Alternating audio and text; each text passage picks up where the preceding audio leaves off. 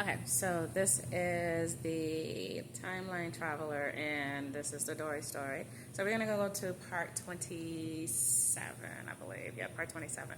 So this part is going to be about Tony talking to Officer John prior to the day when they were kind of on patrol, okay? So we're going to start there. So that next morning, Officer Tony got up and got himself ready, as he would normally do, to get on patrol with his partner.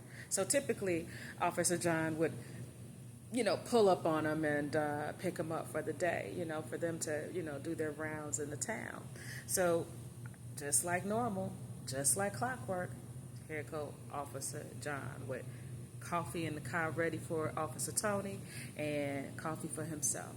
He pulls up and he honks the horn. And once he honked the horn, Officer Tony just came right on out and got inside the patrol car. Got inside the patrol car and he looked over at him. He said, "Man, thanks for the coffee, brother. I appreciate it." And he started sipping it. He had his sunglasses on and he was kind of tired and he smelled like cigarettes. So Officer John looked at him. He said, "Man, you okay? What's going on? You okay, brother?" Yeah, of course. He takes another sip. He said, "So, how was your date with the Miracle? With Miracle? I got my date with Dori tonight." He said, "Man, I guarantee you, birds of a feather flock together." He said, "What are you talking about?" "Man, she's a cheap one." "What? She cheap?" "Oh, okay. You okay, brother? Is everything good?" "Yeah, of course. I could have got it if I wanted it. She was practically throwing it at me. She even invited me into the bathroom." "What?" "Yeah. She pulled me in there, talking about let's do it right here." "What?"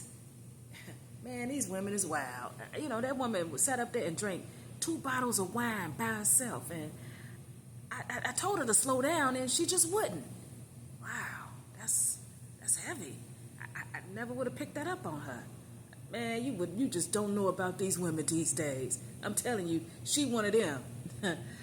You can probably find one of her on every corner. You know what I'm talking about, right?" "Yeah, I guess. Dang, I didn't know it was that bad." He said, "Well, you better watch out for that one, the one that you're going out with tonight, because I guarantee you, it ain't too far from what she is." "Oh, okay, man, I hear you. Sound like you had a rough time. I'm sorry you went through that, brother, and man, I'm sorry I hooked you up with her, because I never would have expected that. She seemed like a really good one. When you listen, no, man, she classless. I don't know why everybody think they saw that in her. Not everybody, I'm just saying. When she first walked in, it's like what she decided to put on. It was her clothes. And that fools a lot of people. It's just the outside. But the inside, she got that, what do you call that these days? That Jezebel spirit kind of thing." "Oh, wow. I would have never guessed that. She didn't come off like that. But you never know, you right? You never know." "Yeah, man, I'm telling you. I know one when I see one, and that's one of them. And I wouldn't be surprised if your girl one of them too. So you keep your eye on that one. I'm telling you, them type of ones be together scheming on men and, trying to look for their pockets. And, they be them kind of girls." He looked at Tony, and something inside Officer John told him that it was more to it than this one was letting off. He said, but he wasn't going to sit up there and take sides right now, because there was something about how he was trying to push it that made him say to himself, nah, he just wasn't quite sure. So he kept his date with Dori anyway. And he just got through his day. But this one was complaining all day about Miracle. It's like he couldn't get her off his mind or his tongue. He just wouldn't stop talking about her. The whole day went on and on about Miracle. He couldn't believe it. He said, man, I thought you said you wasn't into this chick. He said, no, I ain't into her. Ain't no way I'm going to be into something like that. My mama raised me way better than that. Now, my mama, that was a quality woman. She Mm-mm. That's quality. But, you know, yeah. Tony got quiet. I looked out the window. He had his sunglasses on all day. He's just looking out the window. The moment he mentioned his mama, he got quiet. So, Officer John reached over and patted him on the shoulder. He said, "Man, it's gonna be okay. It's gonna be okay. Everything's good." He said, you ain't never got to see her again. I mean, I guess last night was the last time, right?" Something like that. What do you mean, something like that, brother? I'm just saying, you know how these girls be. They call you and try to sweat you, and I mean, she called me several times last night after we partied. Didn't even make any sense. I told her that I was good. Oh, okay, okay.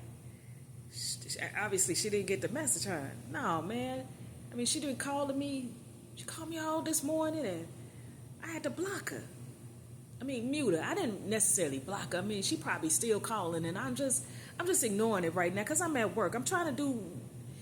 Yeah, but man, you ain't stopped talking about her.